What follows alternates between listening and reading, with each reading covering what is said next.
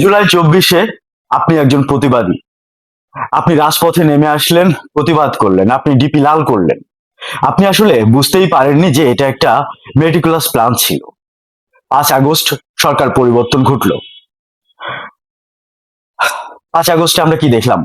সারা বাংলাদেশে একটা অরাজকতা, গণভবন লুটপাট, অশ্লীলতা, মানে একটা বিশ্রী একটা অবস্থা। তখনও আপনি বুঝতে পারেননি, আপনি একটু বোধে খাটো বা আপনার বুদ্ধি কম হতেই পারে। কিন্তু আপনার ডক্টর ইউনূস যখন ক্ষমতা নিলেন এবং পরবর্তী সময়ে তিনি বললেন এটা একটা মেটিকুলাস প্ল্যান, সে তার মাস্টার মাইন্ডকে সামনে নিয়ে আসলো, তখনও আপনি বুঝতে পারেননি যে এটা মেটিকুলাস প্ল্যান, সব সাজানো গোছানো বা পূর্ব পরিকল্পিত সরকার পতনের আন্দোলন ছিল। এটা আসলে কোনো কোটা বিরোধী আন্দোলন ছিল না। তখনও যেহেতু আপনি বুঝতে পারেননি, আপনি বোধে খাটো, আপনার বুদ্ধি কম, ধরে নিলাম।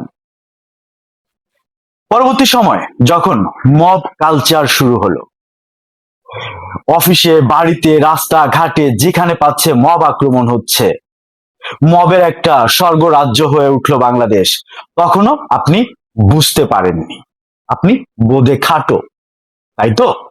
আচ্ছা, ধরে নিলাম তখনও আপনি বুঝতে পারেননি, বা তখন আপনি চুপ ছিলেন, তখন আর আপনি প্রতিবাদী ছিলেন না, তখন আর আপনি বিপ্লবী ছিলেন না।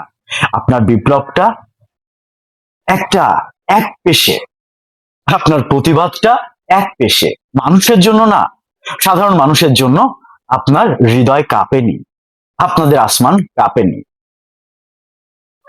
এই মব কালচার বাড়তে বাড়তে এই মবে যে কি পরিমাণ মানুষ মারা গেল, তারপরও আপনি একটা কথাও বললেন না, মুখে কারো ললিপপ নিয়ে চুষছিলেন।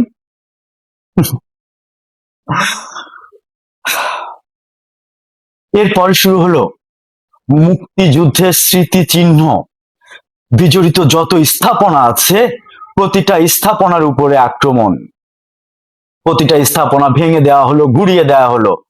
তখনও আপনি বুঝতে পারেননি যে এর পিছনে কারা। আপনি বোধে খাটো, নাকি আপনার প্রতিবাদটা এক পেশে? এরপর দেখেন শিক্ষকদের উপর যে তাদেরই ছাত্রছাত্রীদের দিয়ে আক্রমণ করানো হলো, অপমান করানো হলো, শিক্ষা প্রতিষ্ঠান থেকে বিদায় করে দেওয়া হলো অপমান করে, জোরপূর্বক অব্যাহতি দিয়ে।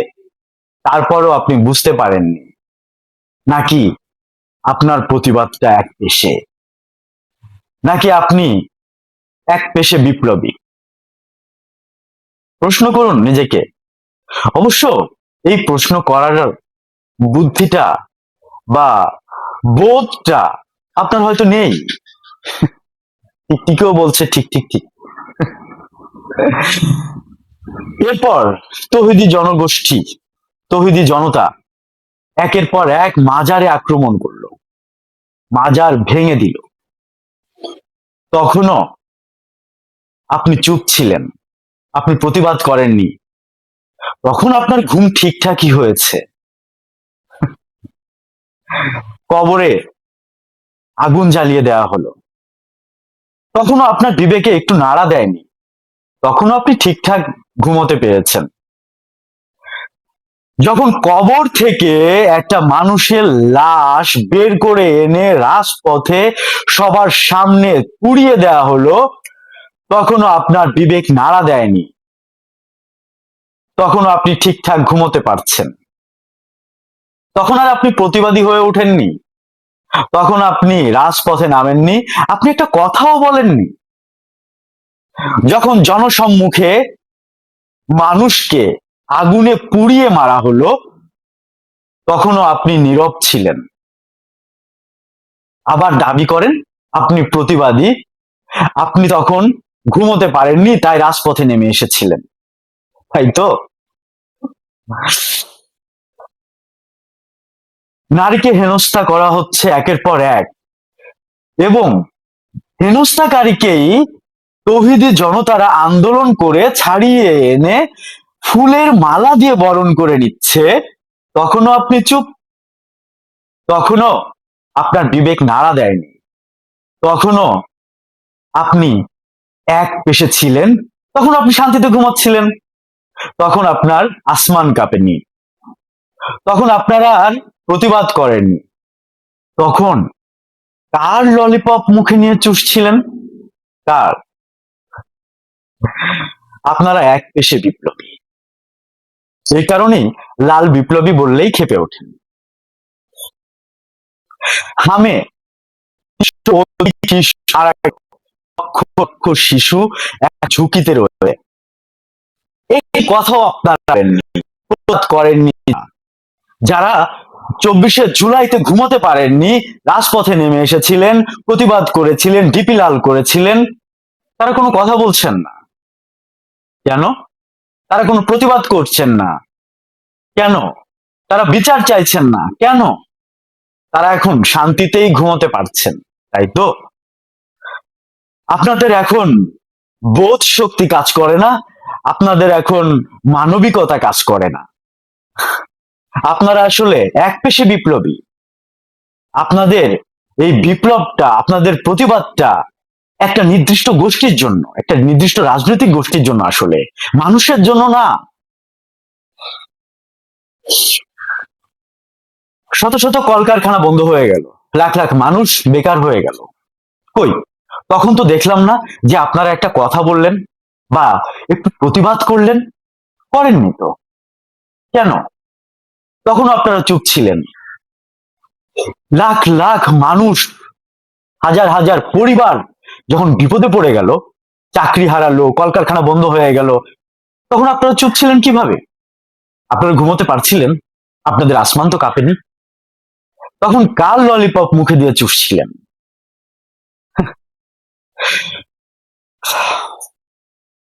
তেলের জন্য দীর্ঘ লাইন, এত বড় লাইন আপনি আপনার জীবনে আগে কখনো দেখেছেন? আমি দেখিনি।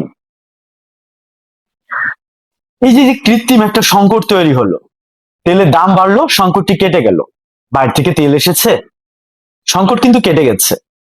তো বিভিন্ন জায়গায় আমরা তখনও দেখেছি যে তেল মজুত করে রাখা হয়েছে।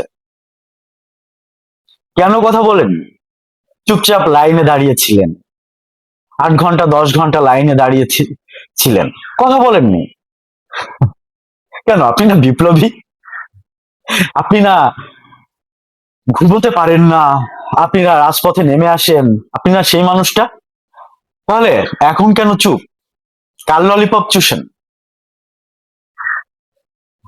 গ্যাসের দাম বাড়লো, লোডশেডিং হলো, আপনার কোনো কথা নেই, কোনো বক্তব্য নেই, আপনি চুপ। কাল ললিপপ চুষেন আপনি? হ্যাঁ, এক পেশে বিপ্লবী। মানুষের জন্য তো আপনার হৃদয় কাঁপে না। আপনার এই বিপ্লবটা, আপনার এই প্রতিবাদটা ছিল একটা এজেন্ডা, নির্দিষ্ট কোনো রাজনৈতিক দলের এজেন্ডা নিয়ে আপনি নেমেছিলেন, তাই তো? এই কারণেই এখন লাল বিপ্লবী বললেই আপনি খেপে যান, কারণ আপনি আসলে বিপ্লবী না। একটা বিপ্লবীর একটা মুখোশ পরে নেমেছিলেন। প্রকৃত বিপ্লবী সে যে প্রতিটা অন্যায়ের বিপ্লব করে, প্রতিটা অন্যায়ের বিরুদ্ধে কথা বলে। আপনি সেটা না, আপনি মুখোশধারী বিপ্লবী। একটা লাল মুখোশ পরেছিলেন সেদিন, সেই কারণে লাল বিপ্লবী বললে খেপে যান, তাই তো? শিল্পীদের কর্ম পরিবেশ নষ্ট হয়েছে, শুধু শিল্পী না, প্রায় সবার কর্ম পরিবেশ নষ্ট হয়েছে।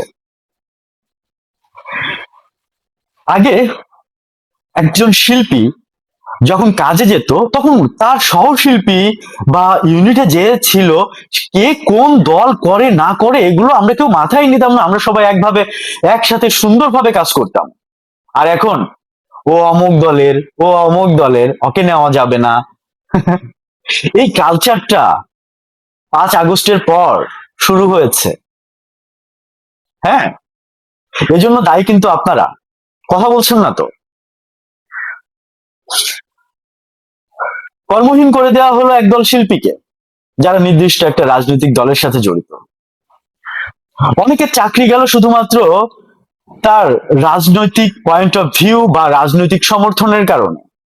তারা কিন্তু কেউ সক্রিয় রাজনীতিতে জড়িত ছিল না, কোনো পদেও নেই তারা, শুধুমাত্র সমর্থন।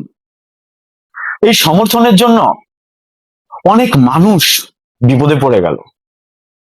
কই, আপনি তো তখন কথা বলেননি। আপনি তো মুখোশধারী বিপ্লবী, আপনি কি কথা বলবেন? আপনি তো তাদেরই একজন যারা এই চক্রান্তের পিছনে ছিল। আপনি আসলে জানতেনই যে এটা মেডিকুলাস প্ল্যান। আপনি জেনে শুনেই রাজপথে নেমেছেন। আপনি জেনে শুনেই বলেছেন যে আপনার ঘুম হচ্ছে না। এটা আপনার স্ক্রিপ্ট। হ্যাঁ, ভবিষ্যতে এই ভাব ধরে লাভ নেই যে আমি আসলে বুঝতে পারিনি, আমি জানতাম না। আপনি জানতেন। আপনারা যা যা কিছু করেছেন সব জেনে বুঝে করেছেন। আপনারা নির্দিষ্ট একটা দলের এজেন্ডা বাস্তবায়নের জন্য করেছেন। আপনারা সব জানতেন, সব বুঝতেন। এতটাও প্রগতিশীল মানুষ আপনি, কিন্তু এতটা বোধে খাটো অবশ্যই না। আমি যদি আমার সেক্টর নিয়ে কথা বলি, যারা শিল্পী আছে, একজন শিল্পী বা একজন শিল্পমনা মানুষ সে এতটা নির্বোধ না, এতটা সে নির্বোধ হতে পারে না যে সে বুঝতেই পারেনি যেটা মেডিকুলাস প্ল্যান ছিল, বা 5ই আগস্ট পরবর্তী সময়ও সে বুঝতে পারেনি যে এটা মেডিকুলাস প্ল্যান ছিল, বা ইউনুস যখন বলল যে এটা একটা মেডিকুলাস প্ল্যান, সে তার মাস্টার মাইন্ডকে সামনে নিয়ে আসলো, তখনও সে বুঝতে পারবে না। এই প্রগতিশীল মানুষগুলো এমন হওয়ার কথা না, বা এমন নাই। সে আসলে বোকা হওয়ার একটা মুখোশ পরে আছে বা বোকা সেজে আছে। ভালো থাকুন। আসলে আপনিও ভালো নেই সেটা আমিও জানি। আপনিও ভালো নেই। এই যে যে যা যা করেছেন আপনারা, আমরা কি বিপদে পড়েছি একা? না। আগুন যখন লাগে সারা শহরেই তো আগুন ছড়িয়ে যায়। সেই আগুনের তাপটা যেমন আমার গায়ে লাগে, তেমনি যে আগুন লাগায় তার গায়েও লাগে।